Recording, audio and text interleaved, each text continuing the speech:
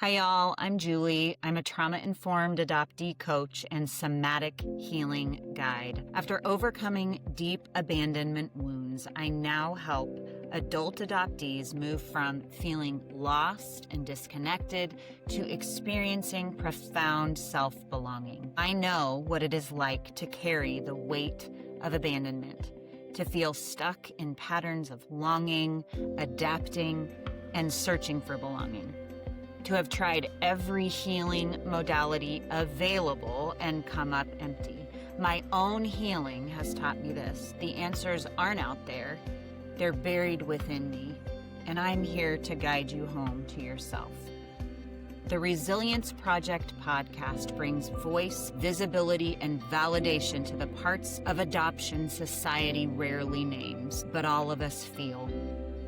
Through an trauma-informed somatic lens, I explore the lived experiences of the entire adoption constellation with a tender emphasis on the adoptee experience.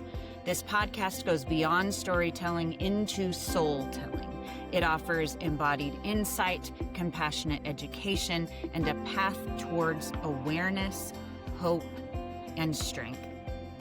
Each episode invites listeners to understand adoption more deeply, not just with the mind, but with the nervous system, and to reconnect with the truth, identity, and belonging that were always yours to come home to. Welcome.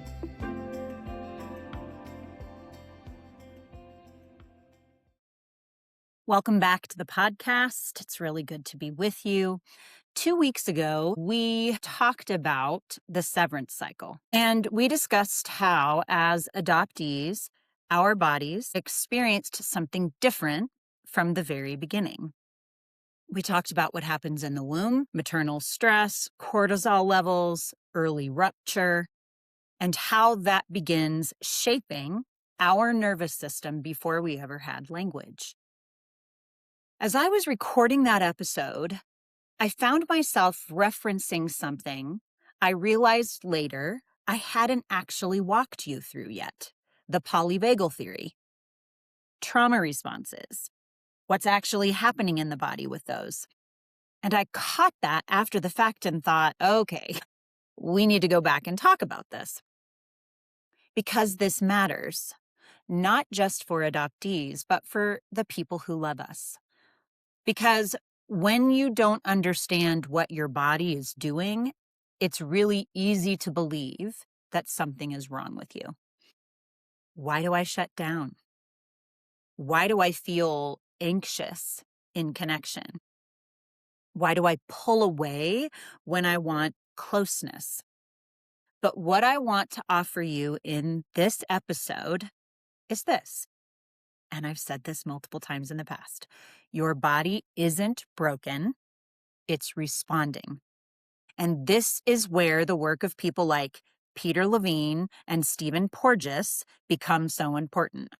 First of all, Peter Levine, who is the one who wrote Waking the Tiger and is the founder and creator of somatic experiencing, said, "Trauma is one of those things that must be dealt with at the roots." And for many adoptees, the roots go way, way far back, as we talked about 2 weeks ago, before memory, before story, before understanding. And at the same time, he also reminds us of something really, really important, that we aren't stuck there, that we are born with an innate capacity to move through trauma, and that healing can actually be a catalyst for something deeper, for awakening, for connection, for transformation. So today, we're going to slow this down a little bit. We're going to get an umbrella view of all of these things, and we're going to talk about and look at what's actually happening in your nervous system. Not so you can analyze yourself, but so you can begin to understand yourself differently. So let's dive in. First of all, I want to share with you some images that I use for my Reborn group. And this is really, really fascinating to me. Primal trauma. This is something that I have talked about and discussed a lot, but I want to define it. It is otherwise known as early life separation trauma or attachment disruption. Some people call it relinquishment trauma. This term, primal trauma, actually emphasizes the traumatic impact that separation from the birth mother, bio mother, first mother, and other changes in caregiving over time before we're actually adopted can have on the infant's ability to emotionally and psychologically develop in a naturally healthy way. And the impact on us can be profound. This has been researched, y'all. This isn't new information.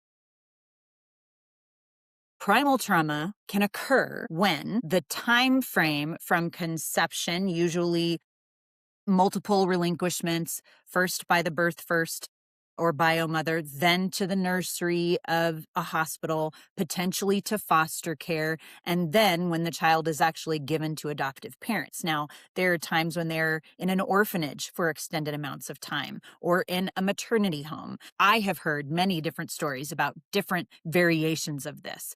This is when primal trauma occurs from conception all the way until adoption. It is attempted abortions during pregnancy.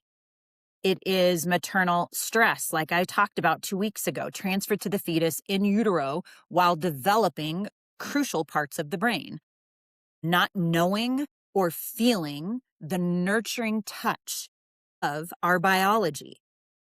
Being taken immediately from the first mother and moved into a nursery, foster care, whatever, never to see her again. Happened a lot and still does to many adoptees. Making a decision before even having language that protecting yourself from that pain at all costs is what we needed to do to survive.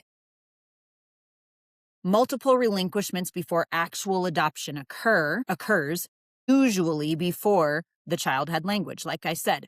However, it happens that people are 5 years old and being adopted, obviously have language, 7 years old and being adopted, in foster care for years. I mean, y'all, there is a massive variation of this. Multiple foster homes. All of these things contribute to primal trauma. So it's important for us to understand the trauma that we experience, the actual fact of that trauma, which I've talked about a lot. So I don't think this is new information, in order to understand what's happening in our body. And that's where the polyvagal theory comes in. This is the work of Stephen Porges. And I want to share a quick definition of this. This is a summary of this. It is very detailed, and I just want to make sure that it's not too overwhelming initially because it can be really heady. So the polyvagal theory emphasizes the role of the autonomic nervous system, the hierarchy of it. And we're going to actually look at an image of that in just a minute. Especially the vagus nerve, which I did refer to a couple of weeks ago, and I described it, and I'm going to go a little bit into it today too. I think repetition is important. It plays a regulating role in our health and our behavior. In order for us to see things differently in our own world, we really need to understand what our autonomic states are. And we're going to get into that obviously now. So if you see right here, I'm going to zoom in a little bit so that you can see this better. This describes the different system states that we have in the autonomic nervous system. We have the relaxed state, the mobilized state, the immobilized state. Now they can overlap, and I'm going to show you a picture that will describe this even better. But what's important to understand is there is a hierarchy in the autonomic nervous system. There's a parasympathetic and a sympathetic system. The parasympathetic is the rest and digest. The sympathetic is the one that gets really, really activated. The vagus nerve is what regulates the parasympathetic and the sympathetic, but we're going to get into all of this in just a second. So I'm going to move to the image that has impacted me the most since I started this work. It's the polyvagal ladder. Now, this image, when I first saw it, it made me burst into tears. I was on a call where I was really able to deal with what was going on in my body. Sarah Jackson, I think, was her name. And I am telling you, y'all, it blew my mind how she described the polyvagal ladder. Now, this image is what caused me to burst into tears. I saw this and I realized I have been doing this, experiencing all of this for a very long time. And it scared me because I didn't know how to manage it. First of all, you'll see the different states. Dorsal vagal activation is when we are in a flop or a fawn response. And then there's the sympathetic activation where that is fight and flight, and freeze is in the middle of these two. And we're going to go into all of these in just a minute, but this is how you can notice them. So when you're in dorsal vagal, your attitude may be something like, I am buried under a huge load and I cannot get out. I am alone. I am in despair. The world is empty, dead, and dark. Literally. That is depression. That is the flop state. In a lot of ways, it's similar to the whole idea of playing dead. I cannot move. I cannot get out of bed. When you think of Waking the Tiger by Peter Levine, he talks about that. Sympathetic activation, mobilized, agitated, frantic, the attitude of I'm getting overwhelmed, I'm having a hard time keeping up, I'm feeling anxious, I'm irritated, the world seems dangerous, chaotic, unfriendly. This is where I said fight and flight is. This is where that lives. There's also freeze that lives kind of in the middle of these two, okay? And then there's ventral vagal activation. This is where frolic lives, play, rest and digest. You're able to be social. You feel safe. You're engaged. This feeling of I'm at ease. I can manage whatever comes my way. I feel empowered. I feel connected. I'm able to see the big picture and connect to the world and the people in it. This image, I realized when I saw it for the first time that I had been cycling through all of these for most of my life. That's when it began. And I remember being in the session with Sarah Jackson and sobbing, turning off my camera and sobbing because I had finally had words and experiences and feelings to describe what I was going through. It was so hard, but it was also empowering. So I'm going to stop sharing that and then talk more just about what we are experiencing in the trauma state. So we're going to go through each one of the trauma states so you can understand what's actually happening during them. So I want to describe a little bit about the vagus nerve like I did before. It is a very important nerve that stimulates the parasympathetic nervous system. So this nerve, like I talked about 2 weeks ago, wanders from the base of the skull to the base of the spine. And it manages all of those regulating behaviors. It is crucial to our being able to regulate. In the polyvagal theory, there's 3 things that are spoken about, which I'll get to in just a second. It moves through the heart, the lungs, the stomach, the digestive system, all of those different systems that are so very important for us to be able to survive. The vagus nerve stimulates all of them.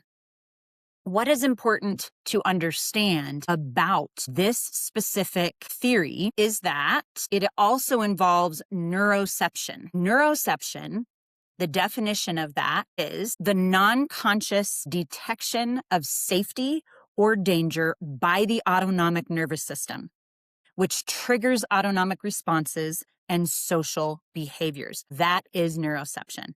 Now, the way to move through those different autonomic responses that are triggering us is through co-regulation. And you can learn to do that with yourself as well as another human. Let's talk about that. So here are the different states that we all experience one way or another, and we have our go-tos, y'all. Every one of us has our go-tos. I think it's important to understand that as adoptees, our primal trauma started before we had words, like I said. So when we entered into the world, we were already traumatized and in a sympathetic state. We were already in fight, flight, fawn, freeze, and flop. That was how we survived. We survived by those states. So let's learn about them. Okay. So you've probably seen this before in some way, shape, or form, but I want to be able to describe it. Frolic is what I talked about before. That is the ventral vagal at the top of the ladder. It's where we are calm. It's where we're able to play. It's where we're able to rest and digest and be, which is the state all of us want to be in. Fight is when you'll notice angry outbursts, controlling, the bully, narcissistic tendencies happen here. There's explosive behavior. With flight, it's usually somebody who throws themselves into work. They could be a workaholic, an overthinker. They may have anxiety or panic disorders or OCD, difficulty sitting still. They could be perfectionists. That's me. Fawn is people-pleasing. A lot of adoptees experience this one. Lack of identity, using others as their identity. They have no boundaries. They're overwhelmed. They could be labeled as codependent, which I'm not a big fan of labels. We talked about that last week with Sydney. This one is very, very common for adoptees that I work with. Freeze is difficulty being able to make decisions. Stuck, dissociating, meaning kind of removing yourself from the situation, isolating, and becoming numb. And then there's flop, which is the complete shutdown, depression, unable to cope, unable to get out of bed.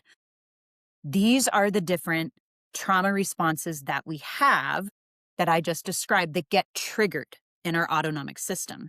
The more we know, the more we can learn to regulate them.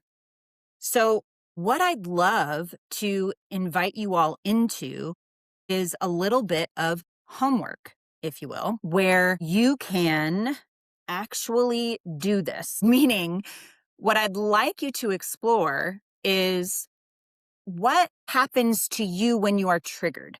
Notice when a triggering event occurs and allow it to teach you which reaction happens most for me. Do I fawn? Do I fight? Do I flee? Do I flop? Do I freeze? What is your tendency? Meaning, what do you do habitually? That's all that you need to do is notice that and allow it to teach you. Don't judge. Learn to show yourself compassion here. And I want to show you how Kristen Neff talks about this because she's the most leading researcher in self-compassion. You may have already heard all of this, you guys, but this is honestly the beginning of how I was able to move through my triggers without judgment and with curiosity. So she says that there are 3 different parts to self-compassion. One is mindfulness. A lot of these are going to seem so simple. Mindfulness is a state of non-judgmental observation where thoughts and feelings are acknowledged without any attempts to suppress or deny them. So let's say you get triggered by some event, okay? For me, it could be, the recent event of finding out that my mother-in-law had passed very suddenly, not something that was expected. What I did, I dropped my phone, I started immediately sobbing, and I ran downstairs because I was with my dad and my bonus mom. And then I immediately got on the phone with my boys. Was just me dealing with the emotion in the moment. And later I had to get back and become mindful of the grief that I was experiencing and allow myself to move through it without judgment, obviously, because what I just experienced was a huge loss. Mindfulness is the beginning of that. The next step is self-kindness, showing yourself warmth and acceptance, speaking to yourself as you would a friend. When you go through something that triggers you, when shame begins to rear its ugly head, which we've definitely talked about in one of the past episodes, and you notice you want to isolate, immediately hand over heart, self-hug, whatever feels comfortable for you. Maybe it's box breathing, whatever it is, tune into yourself and think, what would I tell a friend in this moment and show yourself that kind of kindness. Y'all, when you do this consistently, it makes all the difference. And then the last part is common humanity. You aren't alone in this. I say that all the time. It's this revelation and acknowledgement that our struggles, our challenges, and our imperfections are shared among all human beings. Now, with adoptees, it's shared in the adoptee community. We understand each other. And it's important to have that community for sure. Shameless plug for the Unmothered retreat that's coming up in May on the 23rd and 24th in Moscow, Idaho. As always, the link will be in the show notes, and would love to see you guys there because that's where you'll experience this common humanity. So these things are so very important to our own ability to self-regulate. And it's important to start there. The more we begin to learn how our body chooses to respond to these triggering events as teachers, as we allow them to teach us, the more we learn how to show ourselves compassion and what we need in those moments. Here's one last thing that I wanted to show you guys, because this has been a really, really helpful tool for me, because it's actually grounding tools that shows you what to do in each state. So when you look at this chart, what you see is each state and what's actually happening. I call this a self-titration chart, and I will share all of my grounding tools with you guys in the show notes. But when you feel hopeless, depressed, numb, like we just talked about, shut down, that's when you're in flop. How you can help yourself is by just visualizing movement. When you aren't able to move, you don't want to get out of bed, visualize it. Move in small ways. Maybe it's as simple as wiggling your fingers. Do gentle breath work. Tune into just your inhale and your exhale. Maybe connect with a pet. For me, it would be giving Murphy a hug or petting his fur. These things can pull us out of flop if we do them consistently when we notice it's showing up. If you are feeling anxious, scared, irritated, frustrated, and angry, you're more than likely in fight or flight. The way that you release stress is doing some form of somatic practice, like shaking to release the energy, or punching a pillow, or screaming into a pillow. Journaling. Sometimes we just need to get stuff out of our heads. Speaking aloud, or even voice memoing ourselves or getting our feelings out. Dancing or stomping. These are all things that I have used when I've noticed that I'm in this mobilized place. When you're feeling wired but tired, burnt out, stunned, fatigued, you are in fawn or freeze. This is how you show your body that you can signal that you are safe. You sit or lay with a weighted blanket and notice the sensations that you feel. Apply warmth of some sort to your body. You could take a hot shower. Listen to relaxing music or relaxing frequencies. This is a whole other thing that I'm getting trained in right now, is sound. It's amazing. Put your hand over your heart. Self-hug. Gently stroke parts of your body that may need attention. These are things that really, really help when you are in any of these states. And I wanted to share them with you because they've been very, very helpful for me. And this is only some of them. But one of the things I will say is consistency with these is key. It's not something that you just do when you're triggered. So, for example,